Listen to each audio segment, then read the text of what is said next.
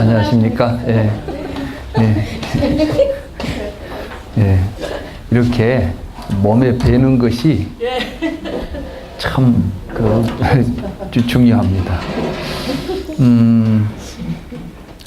우리가 그 고집멸도 할 때 집이라고 하는 거 있죠? 집. 이 집을 어떤 분은 습이라고 번역을 해요.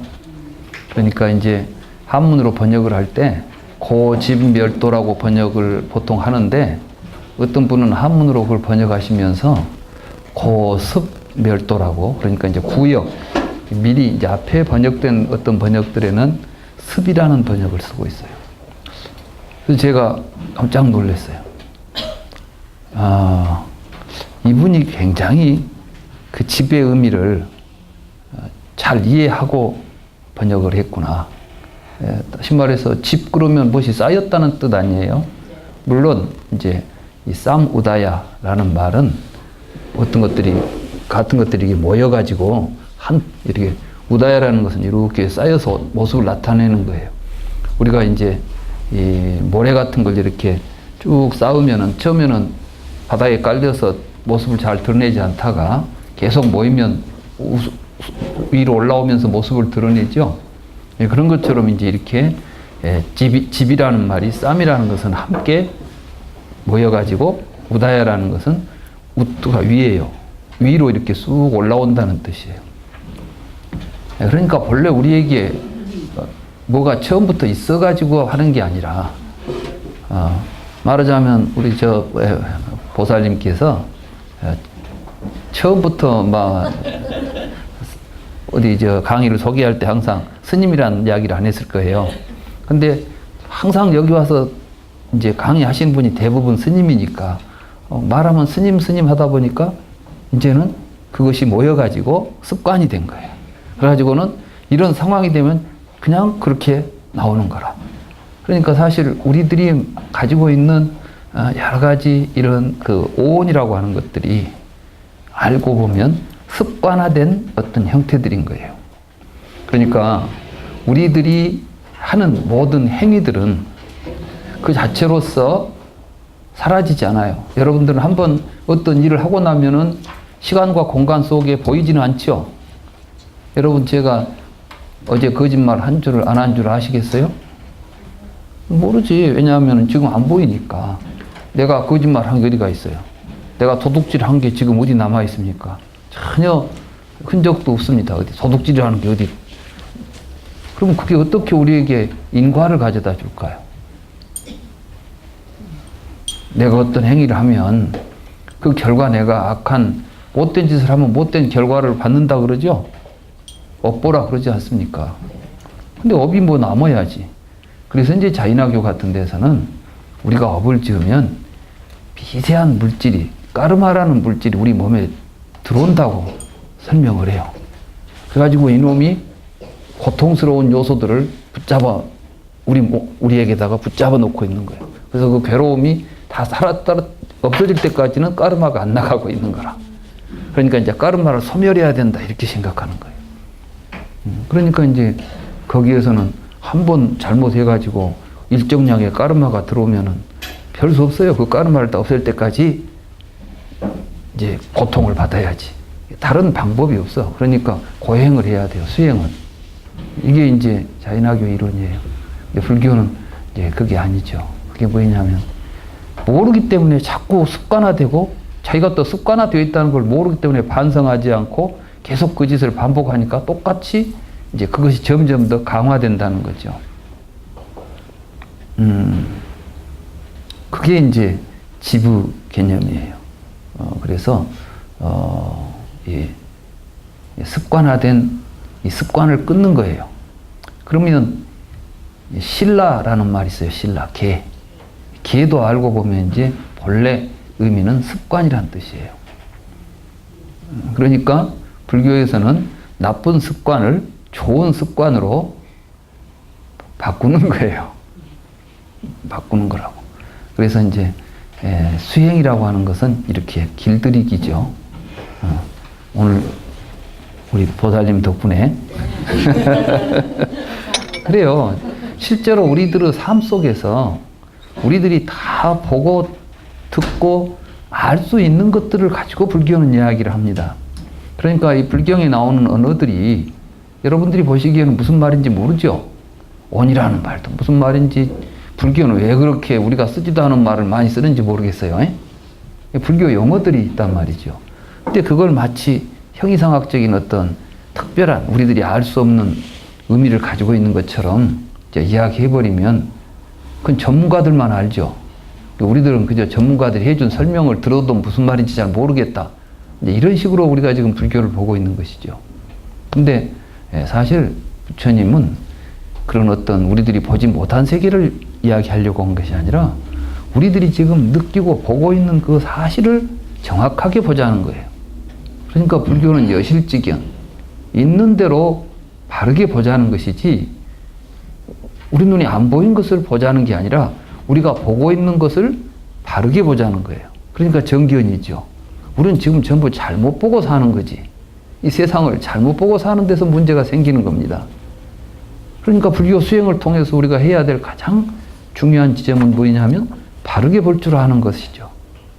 바르게 볼 줄 모르면 우리가 수행을 할 수도 없는 것이죠. 그래서 팔정도가 이제 불교 수행이라는 건 팔정도를 떠나서 있을 수 없는 겁니다. 그것이 화두가 됐든 간화선이 됐든 위파사나가 됐든 어떤 수행을 하더라도 궁극적으로는 정견을 우리가 얻으려고 하는 거예요. 그러니까 결국 우리가 그 간화선을 통해서 깨달았다. 그 뭘 의미하는 거겠어요? 정견을 얻었다는 거예요. 그러니까 불교 수행을 통해서 뭘 깨달아서 어쩌자고?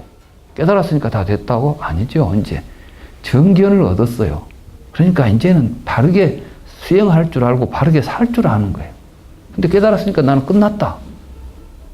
이건 이제 또 불교는 수행이 이제 다 끝났다는 말은 어떨 때 끝났다는 말을 쓰냐 하면은 자기 자신의 삶 속에서 번뇌가 전혀 일어나지 않는다. 모든 의심이 사라지고 삶이 이제, 그래서 그 경에 보면 아라한과를 성취한 사람들은 스스로 알게 돼요. 뭘 아냐면 예전에는 그런 것 저런 것들이 뭘 보면 막 화도 나고 욕심도 나고 괴롭기도 했는데 그렇지 않고 모든 것들이 평정하게 보이고 스스로 알죠. 이제 내 마음은 항상 고요하구나.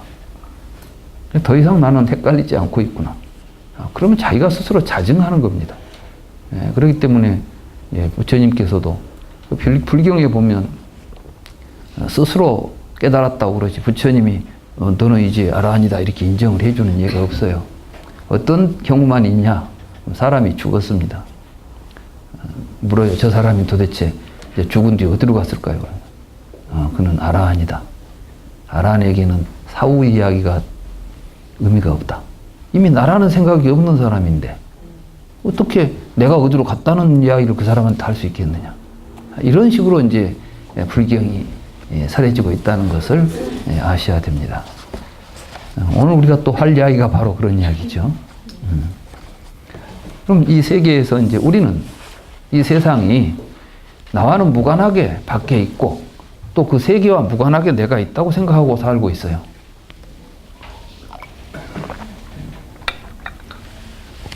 그렇기 때문에 우리가 어떤 생각을 하냐면 우리는 이 세상에 와서 저 세상으로 간다고 생각하죠. 이 말이 되려면, 이 말이 의미가 있으려면 이 세상이라는 게 있고 나라는 게 또 따로 있어야 됩니다. 그러겠죠? 그리고 또 이 세상만 있는 게 아니라 저 세상도 있어야 돼. 그러니까 이 세상에서 왔고 저 세상으로 가야 되죠. 쉽게 말하면 육도윤회라는 거 있잖아요. 지옥, 악이, 축생, 인간, 수라, 천 이런 6 세계가 공간 속에 이렇게 서로 이렇게 떨어져 서로 다른 곳에 위치하고 있다가 우리가 생각하는 윤회라는 게 그런 거 아니에요? 윤회설이라는 게 그런 발상을 하고 있단 말이죠. 가지고 내가 이제 지금은 인간 세상에 살고 있는데 공덕을 잘 지으면 저 높은 곳에 있는 천상으로 가거나 못된 짓을 많이 하면 저 땅속에 있는 지옥으로 가거나 뭐 이런 생각을 해요. 근데 사실은 본래 뭡니까? 지옥이라고 번역된 말이 땅이라는 말하고 관계도 없어요. 그걸 이제 중국에서 번역하면서 구마라집 3장이 지옥이라고 번역을 했지.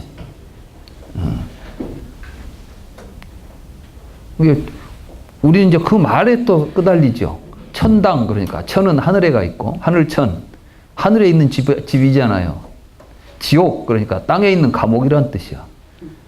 그죠? 그러니까 이제 천당과 지옥 그러면은 우리 생각에 천당은 우리 머리 위에가 있고 지옥은 우리 발 밑에가 있을 거라고 생각하는 것이죠. 이런 공간 속에 근데 천당은 내가 가든 안 가든 있어요, 없어요? 우리가 생각할 때는 있지. 그러니까 내가 가는 거지. 지옥도 마찬가지라. 나와는 아무 상관없이 있는 것들이고 나는 또 그것과는 상관없이 있는데 내가 어쩌다가 이리저리 돌아다닌다는 생각을 하게 돼. 이렇게 되면 이제 모든 것들이 각자 개별적이고 독립적으로 존재한다는 생각을 하는 것이죠. 근데 한번 여러분 생각해 보세요. 여러분이 나라고 하고 있는 여러분들의 몸에서부터 모든 것들이 이 지구상에 있는 다른 것하고 무관하게 있습니까? 아니면 그것들하고 함께 있습니까? 그러면은 물속에 있는 물방울이 바다에서 내가 여기서 어디로 왔다 갔다 한다고 생각하면 그게 바다를 벗어날 수 있겠어요? 없겠어요? 큰 바다에 물방울 하나가 나는 여기서 저리 왔다 갔다 한다고 생각해요. 그러면서 지가 막 세상을 돌아다닌다고 생각해. 그러지만 사실 알고 보면 어디가 있는 거예요? 바다에서 한 발자국도 못 벗어나는 것이지.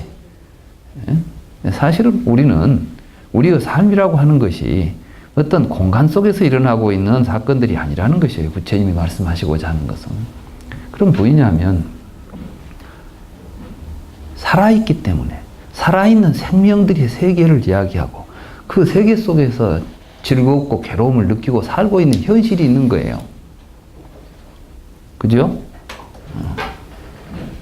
그렇기 때문에 그 살아있는 현실을 우리가 올바로 보고 그 삶의 현실 자체가 행복해야 되는 것이죠. 지금 우리가 죽어서 어디 가냐가 문제가 아니라니까. 지금 중요한 것은 여기서 지금 숨쉬고 살고 있는 지금 여기 우리의 삶이 문제인 거있지. 근데 우리는 어렸을 때도 이거는 내가 버려두고 막 어디 죽어서 갈 일 생각하고 이런 생각 안 하면서 지금 여기에서 일어나는 것들을 우리가 놓쳐버린다면 실제로 우리 인생에서 제대로 된 게 하나라도 있겠어요? 근데 많은 사람들이 그런 생각을 하고 살아요. 지금 우리 주변에도 수많은 사람들이 종교라는 이름 아래서 사실은 종교가 좋은 기능을 한 것보다도 나쁜 기능을 한 게 참 많아요. 그러니까 이제 바른 종교가 아닌 것들이 다시 말해서 이 인류 역사를 보면 못된 종교들이 판을 친 역사들이 참 많아. 죽으면 천당 가는 티켓을 팔아먹기도 하고 면제부 팔아먹었잖아. 우리가 지금 막 캐톨릭 대단한 것처럼 하지만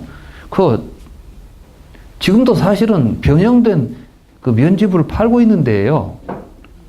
말하자면 헌금하고 두고 믿으면 천당 간다고 하잖아. 그러니까 꼭 우리를 어디 딴 데로 데려다 준다 하는 종교들은 전부가 다 사실은 거짓인 것이죠. 그럼 뭐가 진실이냐? 보라는 거예요. 지금 우리에게는 무엇이 세계인가? 지금 우리가 세계라고 이야기하고 있는 것이 실질적으로 무언가를 보자는 겁니다. 어렵지 않아요. 여러분들이 있다고 하는 것들은 뭐예요? 세계라고 하는 것은 있는 것들을 다 모아놓으면 세계라고 불러. 그죠? 없는 거 빼놓고 있는 것은 세계예요. 다 모아놓으면 세계예요. 근데 그러면 우리가 지금 있다고 할 때 무엇을 있다고 하죠? 그건 눈에 보이고 귀에 들리고 있다고 하는 거예요. 방금 소리가 났죠?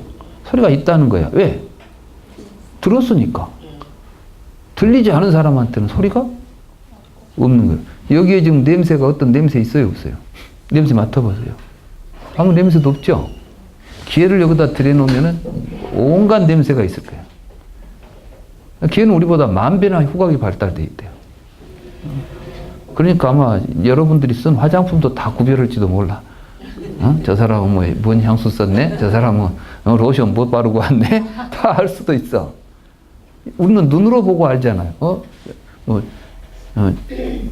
저 사람 립스틱 색깔이 이쁘네? 막 이렇게 하지 않아. 그렇지만은 걔는 그렇게 안 본다는 거지. 그러니까 세계가 다른 거예요. 지금 여기서 우리가 불교를 공부하면서 그래서 그걸 한마디로 아주 그걸 응축해서 한마디로 표현한 게 일체 유심조다. 또 화엄경에 보면은 삼계는 유일심소조다. 욕계, 색계, 무색계라고 하는 게 이제 중생들이 돌아다니는 윤회의 세계를 또 총칭하면 삼계라고도 부르죠. 이 삼계가 다 마음에서 만들어진 것이다. 마음이 만든 것이다. 그러니까 어떤 사람들은 내 마음대로 막 만듭니까? 그건 마음이 아니에요. 내 마음대로 하는 건 지 생각이지. 이 세상은 생각대로 되지는 않아. 마음이 만들어내지만. 그러면 마음은 어떤 것이냐? 여러분들이 삶을 통해서 만들어낸 세계를 인식하고 바라보는 여러분들의 의식 구조인 거예요.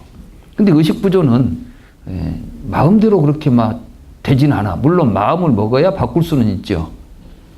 그렇지만 마음 먹은다고 그냥 되는 게 아니에요. 여러분들이 지금 나는 지금 세상을 너무 내가 고통스러워. 이것은 내가 지금 세상을 잘못 보고 있기 때문이야. 이제부터는 세상을 바르게 봐야지. 생각한다고 해서 바르게 보입니까? 안 보여. 그럼 어떻게 해야 돼? 바르게 볼 수 있는 습관을 들여야 돼. 아까 말한 습 있죠? 그러니까 이게 이제 수행이에요. 그래서 이제 수행을 통해서 이것이 또 덩어리가 되는 거예요. 이 말하자면 온이라는 것은 습관 덩어리예요. 근데 이 습관 덩어리를 바꾸면 뭐가 되냐? 다른 덩어리가 돼. 이게 뭐냐면은 우리는 중생들은 색수상 행식 이렇게 온이 있죠? 색수상 행식 온으로 살잖아요. 이 중생들이라. 근데 수행을 잘 해가지고 부처님이 되면 온이 다른 덩어리가 만들어져요. 그게 뭔지 아세요? 해탈지견 온이 만들어진다고. 그러니까 이것이 이제 오분 법신이에요. 이게 바로 우리들의 참 모습인 거예요. 우리가 성취해야 돼. 그래서 불교는 결국 궁극적으로는 오분 법신을 성취하는 데 있는 것입니다. 그러니까 여러분들이 애불 들을 때 보면 오분 향례라고 있잖아요. 그 오분 향례는 5분 동안 향 피우고 애불리는 것이 아니야. 그걸 오분 향례라고 하는 것이 아니라 오분 법신을 성취해서 그 인격의 향기로 세상을 장엄하겠다고 올리는 애불이에요. 그러니까 이제 오분 향례에 보면은 계향, 정향, 해향, 해탈향, 해탈지견향 이렇게 말하죠. 이것은 어떨 때 향기가 나냐면 계온을 성취한 사람한테는 나는 향기가 계향이에요. 그러니까 여러분들이 계율을 잘 지켜서 청정한 계율을 지키면 여러분의 인격이 아주 향기로운 인격을 갖추게 되는 거죠. 어떤 스님이 청정한 계율을 지켜서 아주 청정하다. 이렇게 하면은 그분 옆에만 가도 여러분들은 뭘 느껴요? 인격의 향기를 느끼잖아요. 그래서 부처님께서는 세상에 아무리 좋은 향기도 바람을 거슬러 가지는 못한다. 바람이 저쪽에서 불어버리면은 향기는 바람을 거슬러서 저쪽으로 퍼질 수가 없어. 아무리 강한 향기, 아무리 아름다운 향기도. 그러나 계향은 어떤 바람도 막지 못한다는 거예요. 그러니까 그 사람은 인격이 훌륭한, 계행이 훌륭한 분이 계신다 하는 또 그분 이야기만 들어도 많은 사람들이 그 인격의 향기를 사방에서 아무 장애 없이 다 느낄 수가 있죠. 그죠? 계향보다 더욱 훌륭한 향이 정향이다. 그래서 이제 계향, 정향, 해향, 해탈향, 해탈지견향 이 5분 법신에서 나오는 향기를 이제 5분 향이라고 그러는 거예요. 그럼 우리가 부처님에게 예불 한다는 것은 무엇을 하자는 것이냐? 날마다 절에 가면 예불하고 있지 않습니까? 그냥 부처님에게 하는 예불은 도대체 뭐냐? 5분 향례가 이야기하고 있는 거죠.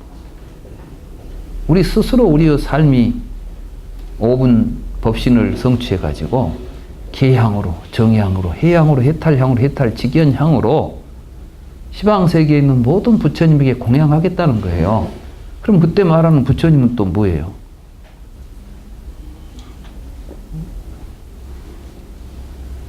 부처님은 또 일체 생명이에요.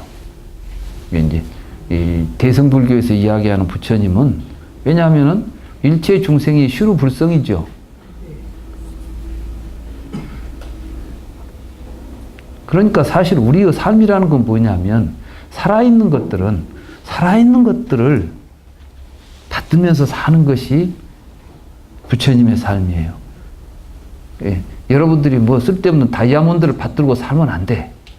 그 다이아몬드를 받들고 살아봐야 아무 의미도 없어, 그것은. 그래요, 그래 안 해요? 근데 여러분들은 뭘 받들고 살아요? 그래. 돈, 다이아몬드, 이런 건 그냥 막 어디 큰 소중한 데다 그냥 넣어두고 그냥 막 받들고 살면서 실제로 우리가 받들어야 될 내 주변에 있는 생명들, 이웃들은 여러분들이 모른 체 하고 살잖아요. 그러니까 우리가 스스로 같이 괴롭게 사는 거예요. 이제 알고 보면. 그런데 이제 우리는 그 아까 오분법신 이야기가 나와서 이제 온 이야기를 하다 보니까 그래서 우리는 이렇게 그런 우리의 삶을 통해서 우리 자신을 새로운 그 좋은 습관을 들여가지고 좋은 삶을 살 수 있도록 우리를 만들어버리면 우리가 행복해지겠어요? 불행해지겠어요? 이런 걸 보고 이제 업보라고 그러는 거예요. 인과 업보. 업이라는 것이 어디 있어가지고 막 물질적인 어떤 양이 있어가지고 몸에 들어와서 그것이 막 우리를 괴롭히고 그런 업이 있다는 게 아니에요, 불교는. 불교는 뭐냐 하면 우리가 어떤 일을 하게 되면 그게 습관화된다는 것이죠. 그 습관화가 되면 그 습관 때문에 고통을 불러일으키는 일을 하게 돼, 지가. 여러분들 괴로움을 가만히 살펴보면 사실은 전부 자업자득이라. 그죠? 잘 생각해봐요. 너무 타들 게 하나도 없어. 근데 이런다네요. 그 사기를 당한 사람이 한번 사기를 당했으면 이제는 저건 사기구나 이제 알아차리고 다음엔 안 당해야 되잖아. 근데 꼭 또 비슷한 사기를 또 당한대. 예. 근데 왜 그러냐 하니까 그 사람은 그런 식의 말이나 그런 식에 대해서 그런 식의 행동을 하는 양식을 가지고 있는 거예요. 이미 이제 그러니까 그걸 알아차려가지고 자신의 어떤 의식을 변화시키고 이런 걸 변화하지 않으면 항상 당해. 그러니까 우리가 살면서 행하는 모든 것들은 우리 자신이 지금 뭔가 잘못 형성되어 있다는 걸 알아야 돼요. 이 형성되어 있는 자기의 구조가 오온인 겁니다.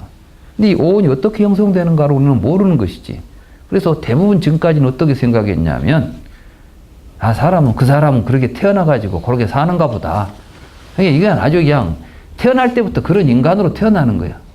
그러니까 이제 사람을 보면 이 사람은 어떤 사람 우리가 단정을 하죠. 근데 부처님이 보시니까 사람은 어떤 식으로 태어나지 않는다는 거예요. 물론 태어나는 환경이나 뭐 가정이나 사회 속에서 어떤 형식을 가지고 태어나긴 하겠지만은 그것이 고정불변의 어떤 실체로 변함없는 어떤 것으로 작용하는 것이 아니라 자기 각성에 의해서 얼마든지 새롭게 변화할 수 있는 가능성들을 가지고 있다는 겁니다. 다시 말해서 유연하다는 거예요. 유연성. 근데 이제 제일 문제는 뭐냐면 스스로 유연하지 않으려고 하는 거예요. 고집하려고 하는 거예요. 이건 나야. 나는 나대로 살겠어. 이렇게 해버릴 때는 고쳐지겠어요? 안 고쳐지겠어요? 어떤 사람이 유연하지 않은 사람이 없어요. 다 우리의 마음은 다 유연해. 본성은. 그런데 잘못 생각해가지고 뭘 하나를 고집하려고 하는 거예요. 근데 이런 것들은 이제 사람이 살면서 점점 더 그것이 고차가 되면 될수록 강해져요. 누가 그러더라고. 노인들이 고집이 세다고. 왜냐하면은 이제 그렇게 살아오면서 그것이 고차가 돼가지고 다른 생각은 아예 하려고 하지도 안 해버려, 그냥.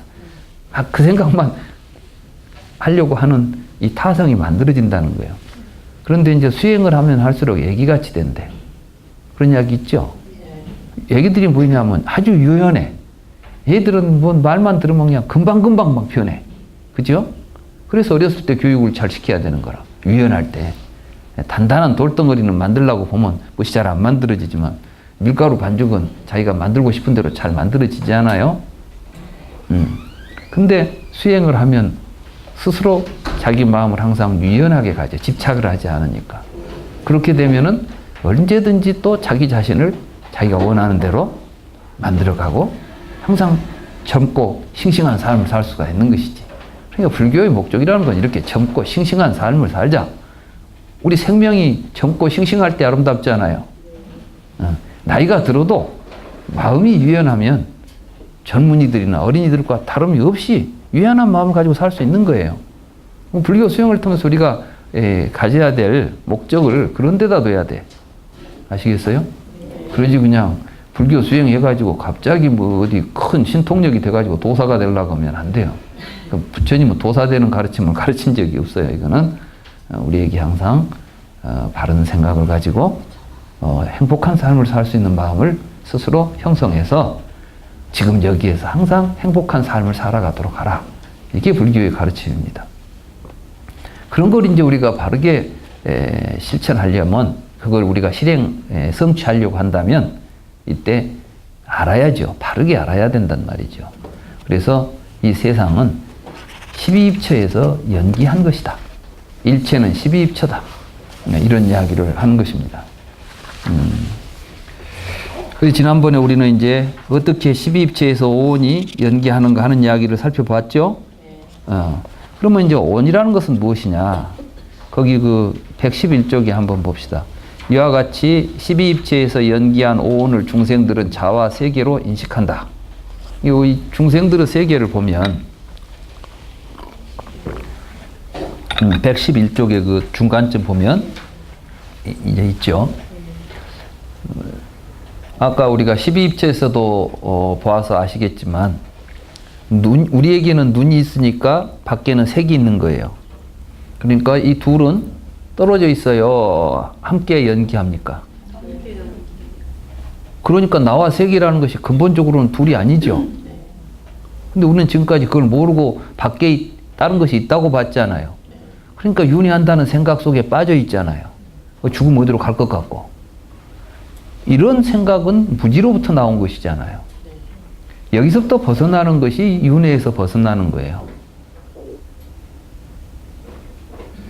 근데 실제로 바깥 세상과 내가 둘이 아니다라고 제 이야기를 듣고 여러분들이 그럴듯하게는 생각하지만 정말인지 여러분들이 살아가는 삶 속에서 그것이 항상 그렇게 둘이 아닌 삶을 살기는 쉽지 않죠. 그러니까 아는 것하고 행하는 것은 다른 거예요. 그러니까 이제 여러분들이 알았기 때문에 아 정말 그렇겠구나라고 생각하고 그런 시각으로 살려고 노력을 하다 보면 이제는 아까 습이다고 그랬죠? 지금 여러분들은 지금까지 그렇게 보는 습관이 안 들어있어. 그러니까 무슨 이야기를 하면 그때는 그런 것 같은데 일어서 나가면 이미 그건 없어져 버리고 그냥 습관대로 하는 거예요. 그걸 바로 잡아가는 거예요. 그래서 이제 그러면 온에 대해서 알아야죠. 비구들이여 오온과 오천에 대하여 이야기하겠소. 잘 듣도록 하시오. 비구들이여 오온이란 어떤 것인가? 비구들이여 그것이 어떤 형색이든 과거, 현재, 미래, 내적인 것이든 외적인 것이든 거친 것이든 미세한 것이든 보잘것없는 것이든 빼어난 것이든 멀리 있는 것이든 가까이 있는 것이든 형색을 색온이라고 부른다고. 그러니까 이제 이거는 우리가 말하는 형태를 가지고 있는 모든 거 있죠. 이 세상에 보면 우리 눈에 보이고 하는 것들 다 그러니까 이제 지각의 대상들이에요. 이것을 이제 색온이라고 부르고 어떤 것이든 느끼는 마음은 어떤 것이든 그러니까 이것이 괴로운 것이든 즐거운 것이든 이런 거 이제 고락의 감정 이건 다 수온이라고 부르고 생각하는 마음 여러 가지 따지고 비교하고 이런 생각하는 마음을 상온이라고 부르고 조작하는 마음을 행온이라고 부른다. 여기에 이제 행이라는 말에 사실은 불교에서 제일 중요하면서도 좀 이해하기 어려운 말이 행이라는 말이에요. 쌍카라. 그래서 이제 이 행에 의해서 조작된 것을 쌍카따라고 하고 이것을 유의라고 부르는 거예요. 이제 유의에서 벗어나는 것이 열반이고 이것을 무의라고 부르는 거예요. 무의. 그러니까 이제 유의는 뭐고 무의는 뭐냐 이걸 알려면 쌍카라를 알아야 돼요. 쌍카라가 무엇인지. 근데 이게 사실은 이제 내가 여기서 쌍카라를 조작하는 마음이다 이렇게 번역을 했는데 쌍카라라는 것은 산스크리트로는 쌍스카라고 이제 이 빨리어로는 쌍카라예요. 쌍스카라라는 것은 뭐냐면 까라라는 것이 이제 까로띠라고 하는 뭘 만든다라고 하는 동사에서 나오는 파생된 명사예요. 카라가. 그러면은 쌍이라는 것은 모아가지고 쌍이라는 것은 함께 뭘 이렇게 모아가지고 만들어낸다는 거예요. 그러니까 이제 우리말로 말하면 뭘 조작해내는 것이요. 이렇게 뭐 조립해가지고 뭐 만들듯이 이렇게 만드는 거예요. 이건 이제 쌍카라라고 불렀어요. 그래가지고 이렇게 조작된 결과물을 쌍카따라고 불렀고. 그러니까 이제 그러면 뭐가 그러면 유의냐? 쌍카라에 의해서 만들어진 것들이 유의인데 이 쌍카라에 의해서 만들어진 것들이 오온이에요. 그러면 오온도 쌍카라도 쌍카라가 만드는 거야. 결국은. 그러니까 색수상 행식이 다 쌍카라에 의해서 만들어지는 구조를 가지고 있어요. 그럼 이 쌍카라를 그러면 무엇을 쌍카라라고 하느냐? 구체적으로 우리들의 행위들이에요. 행위. 업이죠, 업. 그러면 쌍카라, 그래서 이걸 행위라고 번역을 한 거예요, 행.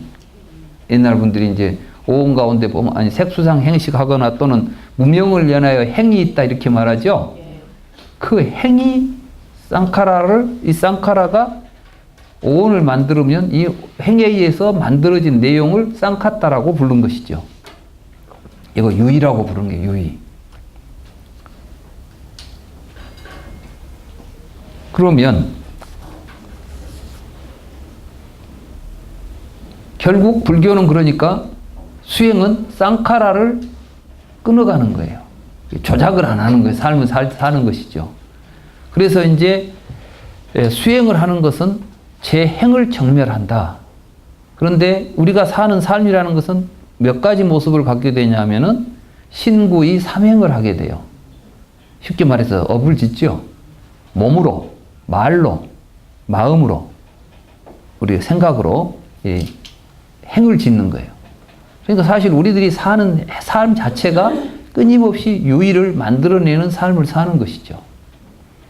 그 구조를 잘 이해하는 것이 중요해요.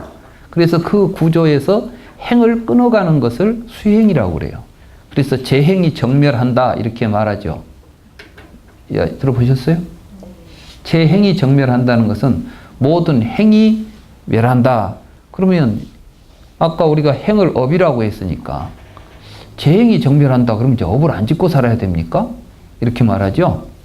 그래서 이제 업이라는 말하고 행이라는 말을 구별할 필요가 있어요. 업이라는 말은 부처님도 업을 짓고 중생도 업을 지어요. 말하자면 우리가 살아가면서 하는 모든 행위들은 다 업인 거예요. 그런데 여기에서 유의업과 무의업이 있는 거죠. 유의업을 우리가 행위라고 부르는 것이죠.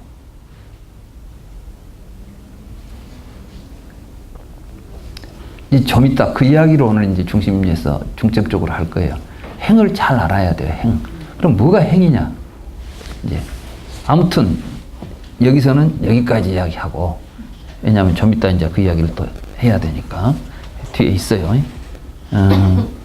아무튼 우리는 이제 이렇게 눈에 보이는 우리가 삶을 통해서 보면 우리는 여러분들이 살아간다는 것을 한마디로 이제 우리가 산다는 것은 뭐냐? 이 몸을 가지고 보죠.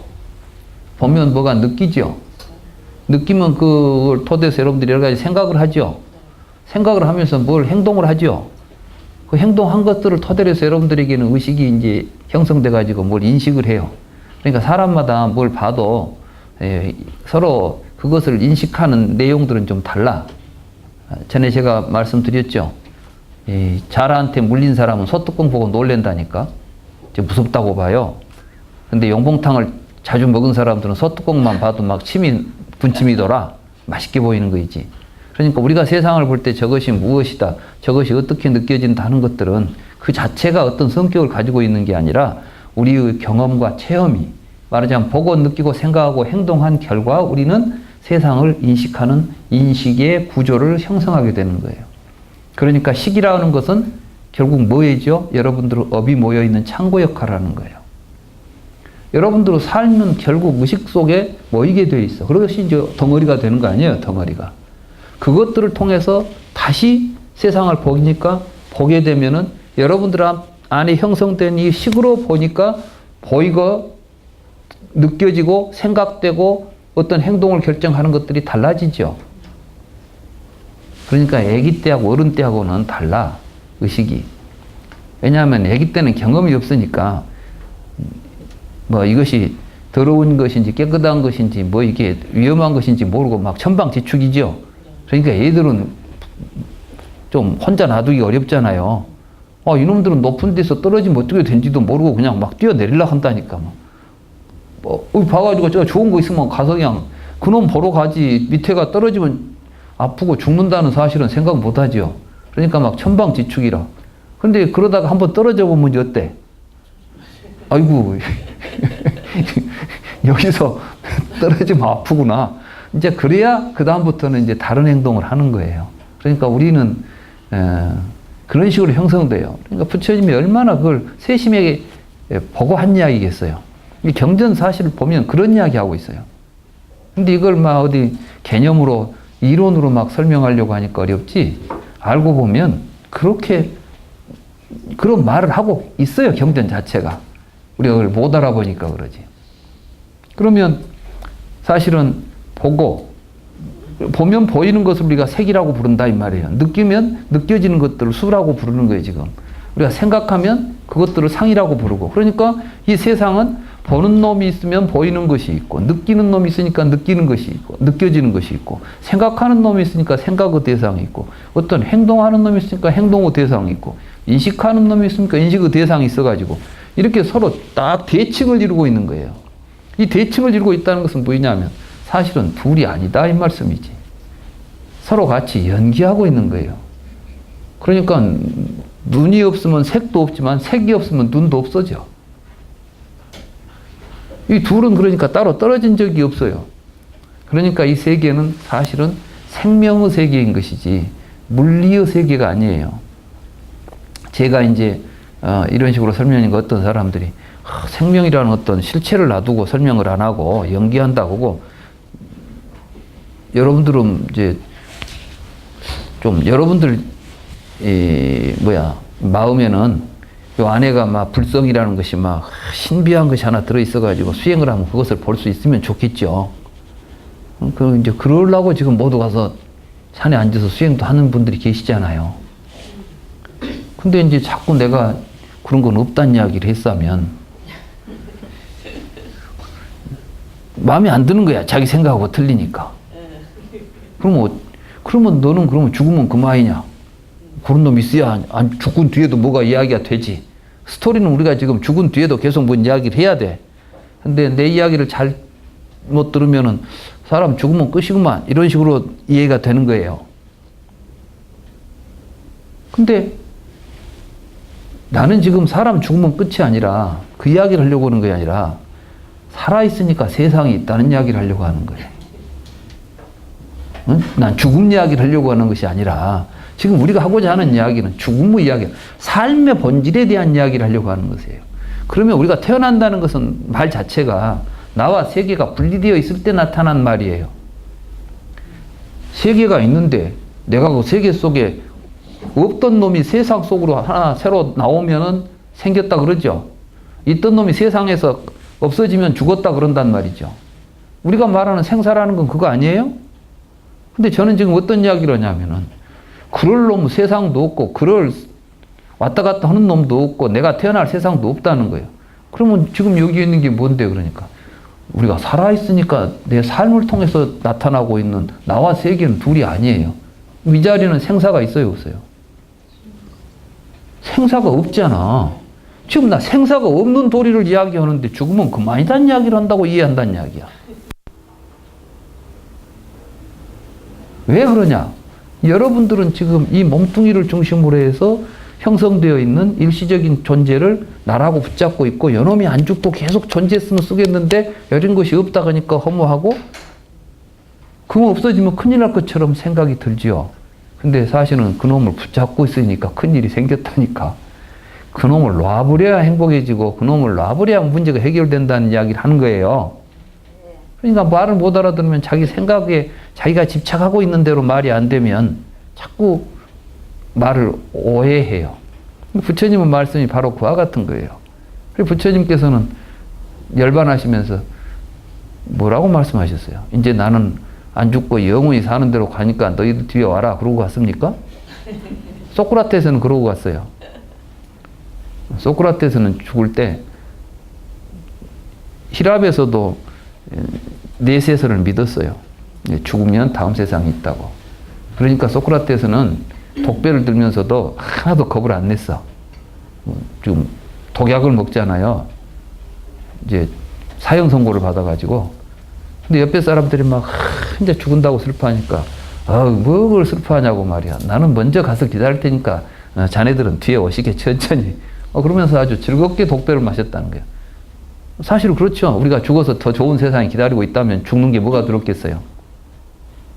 그렇지만 사실은 그렇게 세상은 되어 있지 않다는 거예요.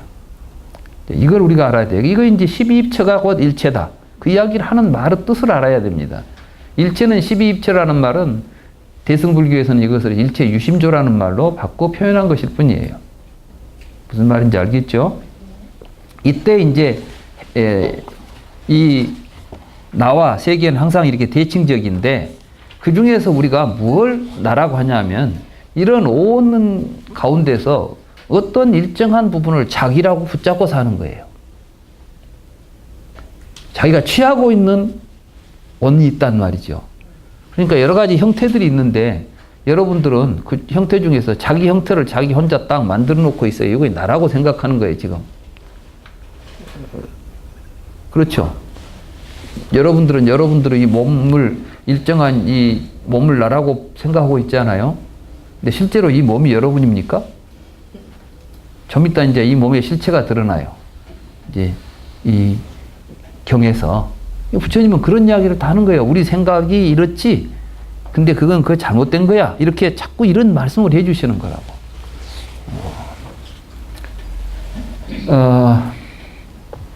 그러면은 이제 오는 무엇이냐 하면 그런 것들인데, 오치오는 어떤 것인가? 거기 112쪽의 중간쯤 보면 비구들이요.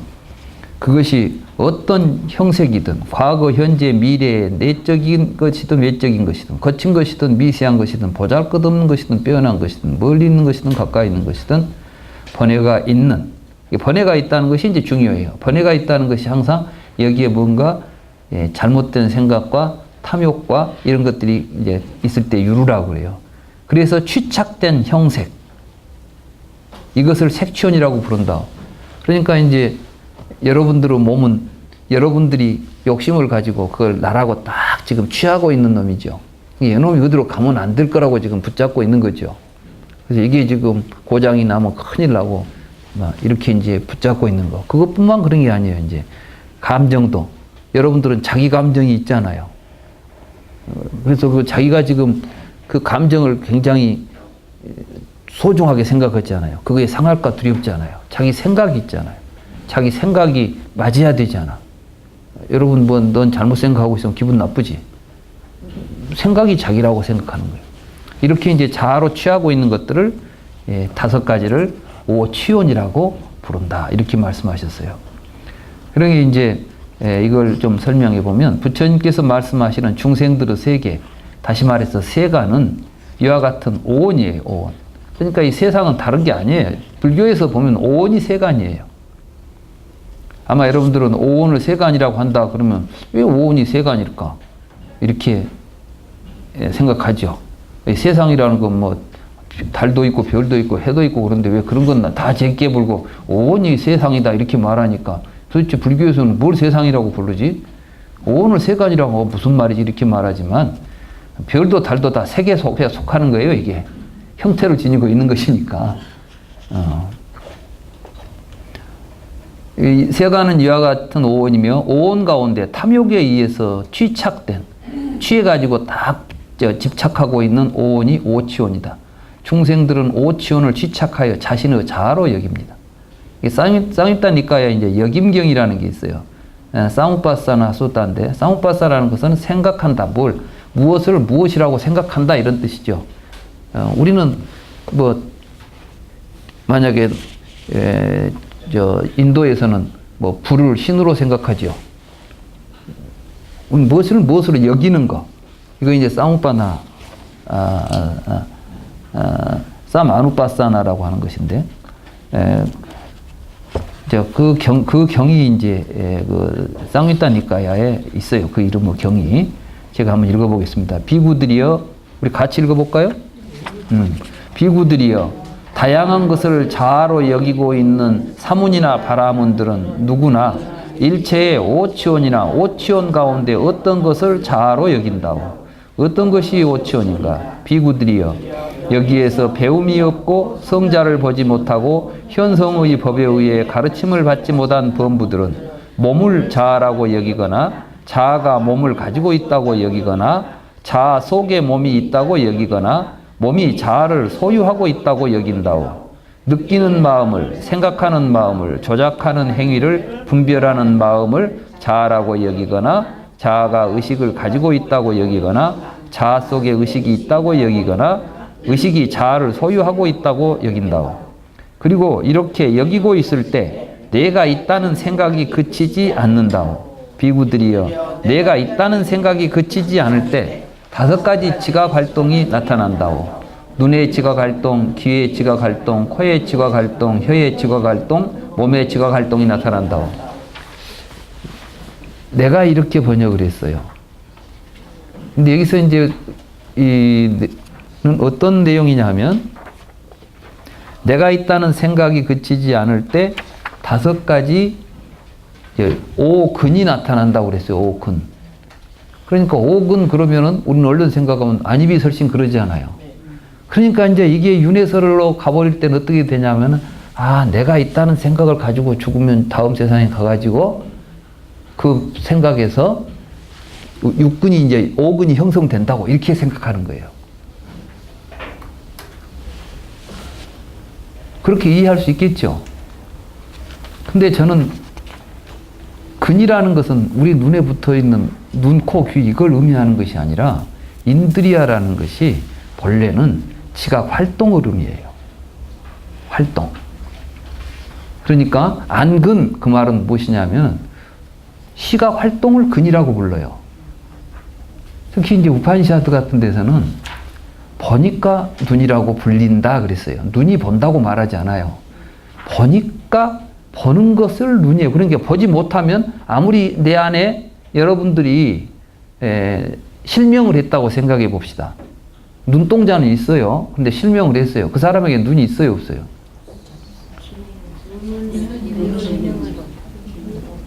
예.